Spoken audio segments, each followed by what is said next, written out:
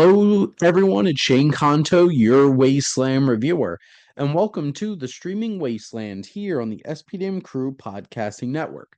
And this is my weekly show where every Friday I pick a streaming service and select three films previously released off of that service. And hopefully, by the end of this episode, you have a nice full weekend worth of movies to go check out. And we're going to start here on Paramount Plus for this weekend. And we're going to start with 1999's parody sci fi comedy adventure Galaxy Quest from director Dean Parasot, starring Tim Allen as Jason Nesmith, aka William Shatner. And full crew of amazing performers from Sigourney Weaver to Alan Rickman, Tony Shalhoub, Sam Rockwell, and so many others who really stand out here as this tells the story of the alumni cast of a space opera television series have to play their roles as the real thing when an alien race needs their help. However, they also have to defend both Earth and the alien race from a reptilian warlord. And this film finds this alien race led by Enrico Colantoni's Mathazar, who has seen the tapes of this television show and think that they're actual space rangers and stuff like that, and recruit the cast of this show to try to defend them. And this is such an amazing send up of Star Trek. And you have the Alan Shatner type, the Rickman, uh Nimoy type. Everybody is just so much fun in this film. Their performances are so engaging. Alan is at his best. Sigourney Weaver is great. Alan Rickman, one of the big standouts. Sam Rockwell honestly steals this movie in many, many ways as Guy. And you just have such a great cast.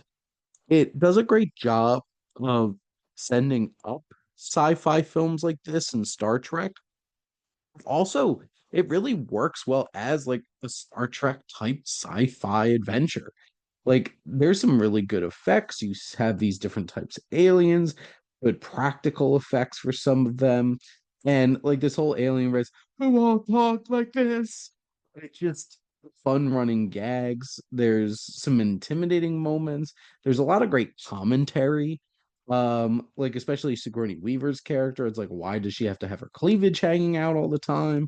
Alan Rickman, who's just like, I am a real actor and doesn't want to have to say the same catchphrases every time he sees fans. And you have all of these elements that come together to just deliver such an engaging, funny, heartfelt, and earnest film that really this high concept comedy for this space adventure really works well. And it's so funny, and this cast is fantastic, and it just has buckets of charm. Galaxy Quest is such a wonderfully enjoyable film. And honestly, like I've never been a big Star Trek person. I've watched a lot more Star Trek recently, but I've always loved this film, and it gives a little bit more context and makes it a little bit more interesting now that I have seen some Star Trek as well. Next up, we're going to give you a B slasher horror flick from 1980. It is one of the launching points of the big slasher craze of the 80s. It is Friday the 13th. And this is from director Sean S. Cunningham. And we have a group of teenage camp counselors attempt to reopen an abandoned summer camp with tragic past, but they are stalked by a mysterious, relentless killer well, before we had Jason Voorhees and his bulking physique and his giant machete and his hockey mask. It was Mrs. Voorhees who was going around and slicing and dicing. And this film, very admittedly by the people who made it, like this was trying to ride high off of the tails of Halloween. It was supposed to be a Halloween ripoff and trying to make money off of that. It's low budget. You have pretty uh amateurish cast, but you do have a Kevin Bacon popping up in here somewhere.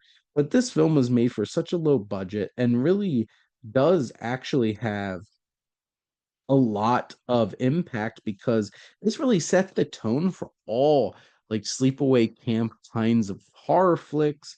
And it just really sets so many standards and tropes and cliches for films like that. Like, this is not the most polished or engaging slasher flick you're gonna find.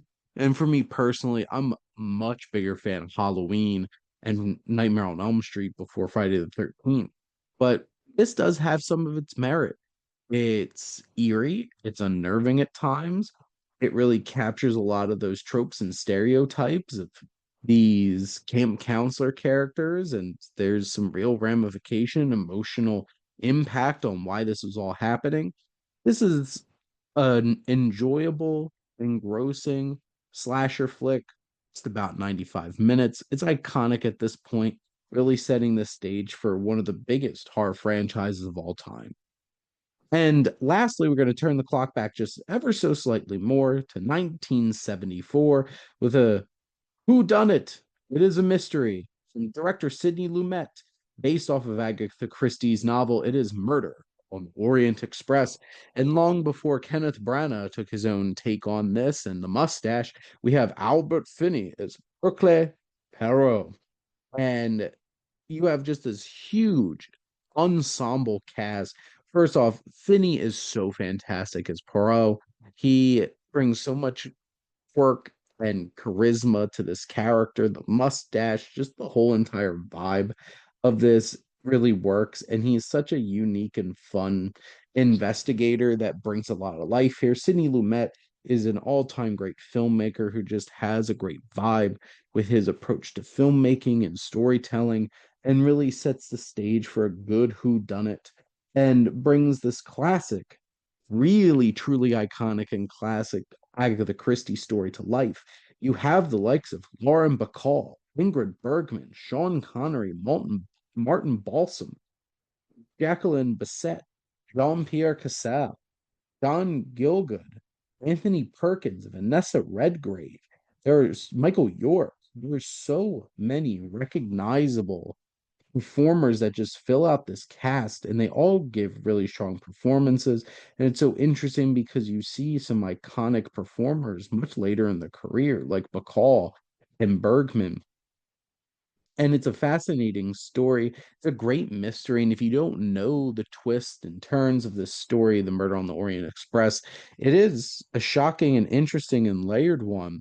And it has its own moral quandary about what Perot should do in this particular situation. But yes, it is December 1935 when this transcontinental luxury train is stranded by deep snow. Detective Hercule Perot is called on to solve a murder that occurred in the car overnight with a multitude of suspects, so many suspects. And this is classic whodunit murder mystery on film, and I really enjoy the remake too. It's a lot sleeker. This has like a much more vintage old Hollywood kind of feel. And, I think Lumet just really delivers as a director here, bringing this all together. But that is a wrap on another episode of the Streaming Wasteland. And let's do a little summation. So, Paramount Plus this weekend, you could go check out 1999's Galaxy Quest or 1980's Friday the 13th and 1974's Murder on Orient Express. But thank you so much for listening. Make sure to like, comment, and share on this episode. What's your favorite sci-fi parody flick? Is it one of Mel Brooks's? Is it Galaxy Quest? What's your favorite slasher film and franchise? Is it Friday the 13th? Maybe Halloween or Nightmare on Elm Street or Candyman or Scream? And what's your favorite Who Done It on film? Is it one of the Ryan Johnson ones or any of the endless amounts of Agatha Christie ones or some Hitchcock thrown in there as well? Make sure to follow or subscribe wherever you listen to your podcast. The SPDM Crew Podcasting Network is ever expanding. There's so many great shows from all different types of interest. And especially if you love movies, there's plenty of that. But there's plenty more things for you to check out and find where you can connect. If you're interested in joining the crew as a guest or hosting your own podcast, make sure to reach out to us on our website. And if you like our logo, check out High Flyer Creative for all your digital marketing needs. But most importantly, thank you as always for tuning in and supporting the Streaming Wasteland here on the SPDM Crew Podcasting Network.